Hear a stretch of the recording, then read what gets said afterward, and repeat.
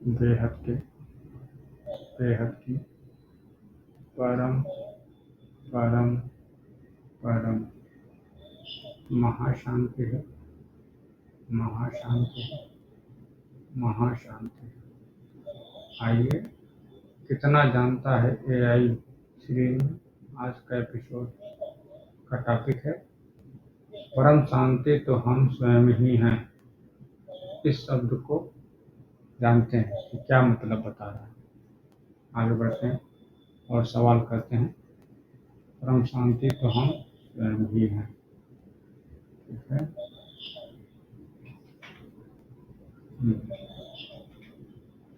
कैसे? ठीक है, कैसे बताओ। परम शांति तो हम स्वयं ही हैं, क्योंकि हमारा स्वरूप ही शुद्ध, शांत और आनंदमय है। स्वरूप शुद्ध, शांत और आनंदमय है। ठीक है। लेकिन हम इसे भूल जाते हैं, बाहरी संसार में शांति की खोज करते हैं। अगर हम गहराई से समझे तो यह जान पाएंगे कि परम शांति कोई अलग चीज नहीं, बल्कि हमारे आत्मा का स्वाभाविक अवस्था है।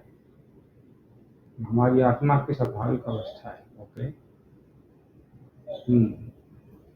आत्मा का स्वरूप ही शांति है। सही बता रहे हैं। आगे बढ़ते हैं। सनातन दर्शन के अनुसार, सनातन दर्शन, ओके, आत्मा सत्य चित्त आनंद शाश्वत चेतन और आनंद स्वरूप। सत्य चित्त आनंद शाश्वत चेतन और आनंद स्वरूप। सत्य का शाश्वत, चित्त का चेतन और आनंद का आनंद स्वरूप। हमारी आत्मा अशांत नहीं होती, बल्कि हमारा मन और अहंकार ही अशांत होता है। आत्मा अशांत नहीं होती, बल्कि हमारा मन और अहंकार ही अशांत होता है। ये ध्यान दें कि हमारा मन और अहंकार, ये ध्यान देने की बात है। मन और अहंकार। जब हम मन और अहंकार से ऊपर उठते हैं तो हमें हमारे भीतर की शांति का अनुभव होता है। मन और अहंकार से ऊपर उठना मतलब यही कि इनसे पार होना, मन और अहंकार के पार होना। कैसे जानेंगे? अभी सवाल बन रहा है, पूछेंगे। अशांति कहाँ से आती है? अच्छा ठीक है, बता दो भाई। अगर शांति हमारे भीतर है तो फिर अशांति क्यों अनुभव करते हैं? बिल्कुल, ये सवाल भी है, क्यों करते हैं। ठीक है। बता रहा है कि उसका कारण है कि हमारी इच्छाएं और अपेक्षाएं हमें आसान बनाती हैं। इच्छाएं और अपेक्षाएं। ओके। जब हम भौतिक चीजों से जुड़ जाते हैं तो सुख दुख उन्हीं पर निर्भर करने लगता है। ओके। भौतिक चीजों से जुड़ जाते हैं तो सुख दुख उन पर निर्भर करने लगता है। क्रोध लोभ मोह अहंकार जैसी नकारात्मक भावना हमारी आंतरिक शांति को ढक लेती है। ओके। ठीक है। मतलब ये विकार जो है वो ढक लेती है इनके अनुसार। ठीक है। शांति को बाहर खोजने की गलती करते हैं। हम सोचते हैं कि अगर मुझे यह मिल जाए तो मैं खुश रहूंगा। बिल्कुल सभी सोचते हैं, ऐसा ही लगता है सबको, हर एक को। इसमें कोई दो राय नहीं कि सब सोचते हैं कि मुझे ये चीज़ मिल जाएगी तो मैं बहुत खुश रहूंगा, मैं पैसा कमा लूंगा तो बहुत खुश रहूंगा, मैं इतना पैसा बना लूंगा तो बहुत खुश रहूंगा, मैं इतनी गाड़ी ले लूंगा तो मैं खुश रहूंगा। बिल्कुल सब सोचते हैं। हम सोचते हैं अगर लोग मेरी तारीफ करें तो मैं संतुष्ट रहूंगा, तारीफ करें, मुझे सबको तारीफ भी पसंद है, मैं बहुत अच्छा हूँ या नहीं हूँ। अगर मेरी इच्छाएं पूरी हो जाए तो मैं शांत रहूंगा। बिल्कुल ये सब ऐसा लगता है, ये सब सोचते हैं कैसा हो जाए, लेकिन ये सब क्षणिक शांति है। अच्छा, बिल्कुल सही बात है। क्योंकि पल में मिल गया, इच्छा पूर्ति हो गई, शांति मिली, संतुष्टि मिली, खुशी मिली, फिर गायब, फिर सब दूसरा पकड़ लिया इच्छा, अब मुझे अब ये चाहिए। इसीलिए क्षणिक शांति है। ठीक, बिल्कुल सही। ये चीजें बदलती रहती हैं, इसलिए इनसे मिलने वाली शांति भी अस्थायी है। बिल्कुल होती है। जब तक हम बाहरी चीजों पर निर्भर करेंगे तब तक सच्ची और अस्थायी शांति नहीं मिलेगी। ये तो सोचने वाली बात है, बिल्कुल सोचने वाली बात कि अस्थायी, सच्ची और अस्थायी शांति। ठीक है। परम शांति को अपने भीतर कैसे खोजें? हाँ बिल्कुल, ये सवाल था ऊपर कि अपने भीतर है तो कैसे खोजेंगे। हम्म, ध्यान और आत्मचिंतन करें। ध्यान और आत्मचिंतन। हम्म, जब हम अपने भीतर जाते हैं तो बाहरी चीजों से ध्यान हटता है और हमें सच्ची शांति का अनुभव होता है। अपने भीतर जाते हैं, अपने भीतर, ये बात पकड़िए। चीजों से ध्यान हटता है, बाहरी चीजों से ध्यान हटता है और तब हमें सच्ची शांति का अनुभव होता है। हम्म, सोच रहे हैं ना, समझ रहे हैं ना, ये तो सही बता रहे हैं। फिर आगे बढ़ते हैं। इच्छाओं को नियंत्रित करें। इच्छाओं को नियंत्रित कैसे करेंगे? जितना अधिक हम इच्छाओं के गुलाम बनेंगे उतना ही अशांति होगी। संतोष और त्याग से शांति प्रकट होती है। संतोष और त्याग से शांति प्रकट होती है। इच्छाओं पर नियंत्रित करना। जितना ही इच्छाओं के पीछे भागेंगे, इच्छाएं नया नया पैदा होती जाएंगी। करने का मतलब ये है, एक खत्म होगा, एक पूरा किया, दूसरा इच्छा पैदा हो गया। तनिक भी देर किए तो तीसरा भी पैदा हो जाएगा। लाइन में लगी रहती है इच्छा। यही बोलने का मतलब है सारा। ठीक है, समझ में आ रहा है? स्वयं को शरीर से परे आत्मा माने। माने, मानना है। ये सवाल बहुत जबरदस्त। माने, जब जब हम यह पहचानते हैं कि हम सिर्फ यह शरीर है, मन नहीं, बल्कि शुद्ध आत्मा है। जब हम पहचानते हैं कि हम यह शरीर और मन नहीं है, बल्कि शुद्ध आत्मा है। हाँ, तब हमें एहसास होता है कि परम शांति तो पहले से ही हमारे भीतर थी। बिल्कुल बिल्कुल, बात सही है। फिर आगे क्या है? स्वीकृति और समत्व की भावना अपनाएं। अच्छा, स्वीकृति और समत्व सबको एक समान है। गीता में कहा गया है कि जो सुख दुख लाभ हानि सफलता असफलता में समभाव रखता है वही परम शांति को प्राप्त करता है। वाह! सुख दुख लाभ हानि सफलता असफलता में समभाव रखता है, एक ही तरह का व्यवहार रखता है, एक ही तरह की खुशी का अनुभव करता है। हम्म। फिर आगे, परम शांति तो हम स्वयं ही हैं, ये भी टॉपिक में है। तो फिर क्या है? जब हम अपनी वास्तविक पहचान शुद्ध आत्मा को समझ लेते हैं तो हमें एहसास होता है कि परम शांति बाहरी नहीं आंतरिक अनुभव है। कोटेशन में डाला हुआ है, परम शांति बाहरी नहीं आंतरिक। तो परम शांति बाहरी नहीं आंतरिक अनुभव है। ओके, समझ में आया? हम जन्म से ही शांत मुक्त और आनंद में, बस हमें इसे पहचानना है। बिल्कुल। हम कोई नया हम कोई नया कुछ नहीं पा रहे, बल्कि अपने सच्चे स्वरूप को याद कर रहे हैं। ओ, ये बता रहा। ठीक है, निष्कर्ष में क्या निकल रहा है? निष्कर्ष यही कि परम शांति कोई बाहरी चीज नहीं जिसे हम कहीं से लाना है, ये हमारे भीतर ही मौजूद है। ठीक है, बिल्कुल सही है। क्योंकि हम स्वयं शुद्ध आत्मा है, इसका स्वभाव ही शांति और आनंद है। बिल्कुल, बस हमें इसे पहचानना, अनुभव करना है। जब हम इस संसार की मोह माया से ऊपर उठते हैं तो हमें एहसास होता है कि परम शांति तो हम स्वयं ही हैं। हम्म, परम शांति तो हम स्वयं ही हैं। ये पूरा लेखा जोखा एक निबंध लिख दिया एक तरह से, अंत में निष्कर्ष में निकाल दिया। इससे क्या फर्क पड़ता है निबंध लिखने से? जो सही बात बताओ कि सही बात यही कि हमारा वास्तविक स्वरूप ही शुद्ध शांत और आनंदमय है। ठीक है, वास्तविक स्वरूप। लेकिन हम भूल जाते हैं भारी संसार और उसमें शांति में खोजते हैं। भारी संसार में शांति खोजते हैं। ठीक है, लेकिन सवाल ये उठता है कि मैं ये इच्छाएं और अपेक्षाएं भौतिक चीजों से जुड़ जाते हैं। काम, क्रोध, लोभ, मोह, विकार, ये हमारे शांति को ढक लेती है। तो इन पे ये विकार चीजें, ये भावनाएं कैसे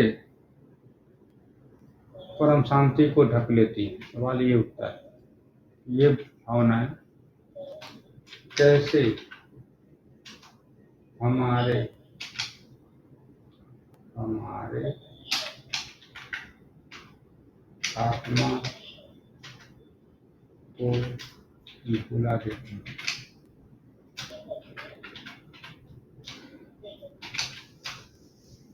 क्या क्या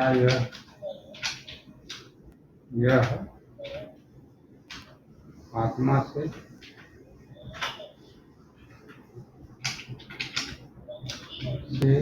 ताकतवर है? ताकतवर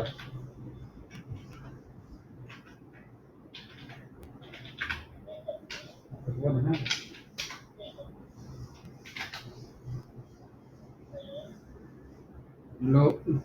क्रोध, लोभ, मोह, अहंकार हमारी आत्मा से ताकतवर नहीं है, लेकिन ये हमारी आत्मज्ञान को ढक देती है, जिससे हम अपने वास्तविक स्वरूप शांति और आनंद को भूल जाते हैं।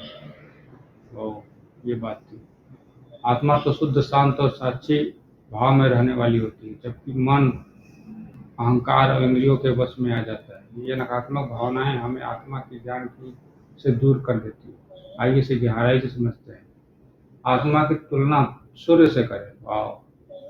आत्मा की स्थिति सूर्य और नकारात्मक भावनाओं को बादलों की तरह समझें। ओके, सूर्य आत्मा हमेशा प्रकाशमान है, लेकिन बादल क्रोध, लोभ, मोह, अहंकार उसकी रोशनी को ढक लेते हैं। सूर्य बादलों से कमजोर नहीं होता, जबकि बादल घने हो जाते हैं तो सूर्य को हम देख नहीं पाते। हाँ, बिल्कुल ये बात सही है। जब हवा, सद्बुद्धि और आत्मज्ञान इन बादलों को हटा देती है तो सूर्य फिर से चमकने लगता है। बिल्कुल सही बात है। इस तरह से आत्मा की शक्ति हमेशा बनी रहती है, लेकिन क्रोध, मोह, लोभ और अहंकार हमारे मन को ढक देते हैं। बिल्कुल, जिससे हमारी आत्मा की शांति और आनंद महसूस नहीं कर पाते। ठीक है। क्रोध, लोभ, मोह, अहंकार हमें आत्मज्ञान से कैसे दूर करते हैं? बिल्कुल, क्रोध, एंगर, मन के साथ जब हमें किसी से उम्मीद होती है कि वो पूरी नहीं होती तो हमें क्रोध आता है। बिल्कुल, क्रोध आते ही मन अशांत हो जाता है। बिल्कुल, अशांत मन आत्मा को नहीं दे सकता। बिल्कुल, कैसे नहीं दे सकता?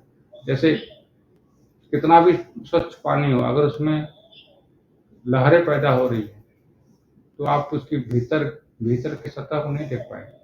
जब तक वह लहरें शांत नहीं होगी तब तक भीतर की सतह स्पष्ट नहीं दिखेगी। भीतर सतह, इसीलिए आज ये सब लहरें हैं। ठीक, भगवत गीता में कहा गया है, क्या कहा गया है? क्रोध से भ्रम उत्पन्न होता है, भ्रम से बुद्धि नष्ट होती है, जबकि जब बुद्धि नष्ट हो जाती है तो व्यक्ति का आत्मज्ञान से गिर जाता है। क्रोध से भ्रम उत्पन्न होता है, भ्रम से बुद्धि नष्ट होती है, और जब बुद्धि नष्ट हो जाती है तो व्यक्ति आत्मज्ञान से गिर जाता है। अध्याय 2, श्लोक नंबर 63। ओके। क्रोध का स्वभाव अस्थायी होता है, लेकिन इसे अगर नियंत्रित न किया जाए तो मनुष्य के सोचने समझने की शक्ति को खत्म कर देता है। मतलब मनुष्य अपने आप को सिकुड़ लेता है, अपनी आत्मा को क्रोध के स्वभाव से अपने आपकी आत्मा को सिकुड़ लेता है। लोभ, अनंत इच्छाएं, जब व्यक्ति किसी चीज की जरूरत से ज्यादा लालसा करता है तो वो लोभ में फंस जाता है। बिल्कुल, लोभ का स्वभाव ही कभी समाप्त नहीं होता है। यह कभी समाप्त नहीं होता है। मतलब ये तो लग रहा है अंधा कुआं है, जितना डालते जाओ उतना ही गिरता जाएगा। ठीक है। उपनिषदों में कहा गया है, जो संतोषी है वही सबसे अमीर है। संतोषम परम सुखम, यही बोला गया। ठीक है। फिर मोह, झूठी पहचान, अटैचमेंट। ओहो, जिसे मोह, मोह का मतलब किसी चीज से इतना जुड़ जाना कि हमारी असली पहचान भूल जाए। किस चीज से जुड़ गए? अपने विचारों से, अपने अहंकार से, अपने मन से। मन भी बन बैठे, मन के पीछे भाग रहे हैं। अपने शरीर से, परिवार से, संपत्ति, पद आदि से पहचान बना लेना कि मैं ये हूँ, मैं ये हूँ, मैं ये हूँ, मैं इंजीनियर हूँ, मैं गोरा हूँ, मैं काला हूँ, मैं पतला हूँ, मैं धनी हूँ, मैं अमीर हूँ, मैं गरीब हूँ। ये सब संसार की ही चीजें हैं। इनसे गीता में कहते भगवान क्या कहते हैं? जो सभी चीजों को ईश्वर में जो सभी चीजों को ईश्वर का मानता है, उसमें आसक्ति नहीं रखता, वही सच्ची शांति प्राप्त करता है। जो सभी चीजों को ईश्वर का मानता है तो उसमें आसक्ति नहीं रहती, और सच्ची शांति वही प्राप्त करता है। वाह, ये तो बहुत बड़ी बात। अहंकार, ईगो, मैं और मेरा।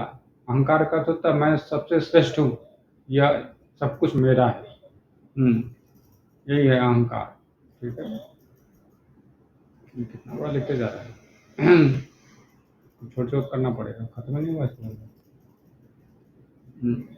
शास्त्रों में कहा गया कि अहंकार ही आत्मा की सबसे बड़ी बाधा है। जब मैं और मेरा मिटता है तब आत्मा का प्रकाश प्रकट होता है। मतलब मैं और मेरा का भाव जब खत्म नहीं होगा तब तक ये खत्म नहीं होगा। फिर क्या आत्मा से क्या ये आत्मा से ताकतवर है? सवाल तो यही था। नहीं, क्रोध लोभ मोह अहंकार आत्मा से ताकतवर नहीं, लेकिन ये आत्मा के ज्ञान को ढक देते हैं। आत्मा खुद को जान ही नहीं पाती कि मैं खुद को भी जान सकती हूँ। इसका मतलब ये है आत्मा सूर्य की तरह हमेशा प्रकाशमान रहती है, लेकिन जब तक मन की नकारात्मक नकारात्मक भावनाओं से भर जाता है तो वो आत्मा का प्रकाश देखने में असमर्थ होता है। बादलों की तरह तो घने बादल धारे आपको घेरे हुए हो तो सूर्य नहीं दिखता है। फिर इनसे मुक्त होकर आत्मज्ञान प्राप्त कैसे करें? क्रोध से मुक्त होने के लिए धैर्य और क्षमा चाहिए। ठीक है। लोभ से मुक्त होने के लिए संतोष और दान चाहिए। ओके। मोह से मुक्त होने के लिए सत्य को पहचाने। यह शरीर भी नश्वर है लेकिन आत्मा अमर है। इस चीज को जाने, आत्मा को पकड़े, शरीर को नहीं। अहंकार से मुक्त होने के लिए विनम्रता अपनाएं, विनम्र हो जाएं। तो इस तरह से सच्ची महानता विनम्रता में होती है, याद रखें। अहंकार का इलाज सेवा और नम्रता में ही है। सेवा करें। निष्कर्ष ये निकलता है कि काम को लोभ मोह अहंकार आत्मा से ताकतवर नहीं है, लेकिन मन को भ्रमित कर देते हैं और हमें आत्मज्ञान से दूर कर देते हैं। ये नकारात्मक भावनाएं सिर्फ तब तक प्रभावी हुए जब तक हम इसे नियंत्रित नहीं रखते। बिल्कुल। जब हम आत्मा की पहचान कर लेते हैं तो इन भावनाओं को, साधना को ध्यान से सही सोचकर दूर कर देते हैं। तब हमें अनुभव होता है कि मैं शुद्ध आत्मा हूँ, मेरा स्वरूप शांति और आनंद है। जब ये भावनाएं मिटती हैं तो आत्मा का प्रकाश स्वयं प्रकट हो जाता है। तब इसे हम सच्ची परम शांति का अनुभव होता है। तो ये था परम शांति तो मैं ही हूँ टॉपिक का